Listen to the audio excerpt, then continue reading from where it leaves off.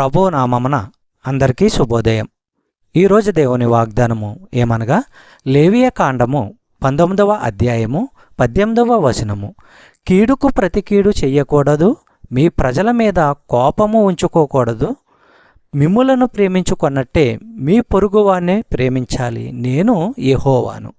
సహోదరులారా, పగ తీర్చుకోవాలన్న కోరిక వ్యక్తుల, కుటుంబాల, జాతుల మధ్య గొప్ప అల్లకల్లోలాలకు మూలాల్లో ఒకటి.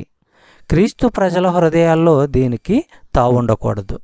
మత్తయి సువార్త 5వ అధ్యాయము 44వ వచనము మనము పరిశీలించినట్లయితే, నేను మీతో చెప్పినదేమనగా, మీరు పరలోకమందున్న మీ తండ్రికి కుమారులై ఉండునట్లు మీ శత్రువులను ప్రేమించుడి, మిమ్మును హింసించు వారి కొరకు ప్రార్థన చేయుడి. సహోదరులారా, ధర్మశాస్త్రం అంతటిలోనూ కనిపించే 2 అతి ప్రాముఖ్యమైన ఆజ్ఞల్లో ఇది ఒకటి. సాటి మానవుని పట్ల ఒక వ్యక్తికి ఉన్న బాధ్యతలన్నీ ఈ ఆజ్ఞలో ఇమిడి ఉన్నాయి. చెప్పబడిన వాగ్దానము దేవుడు దీవించి ఆశీర్వదించునుగాక. ఆమేన్.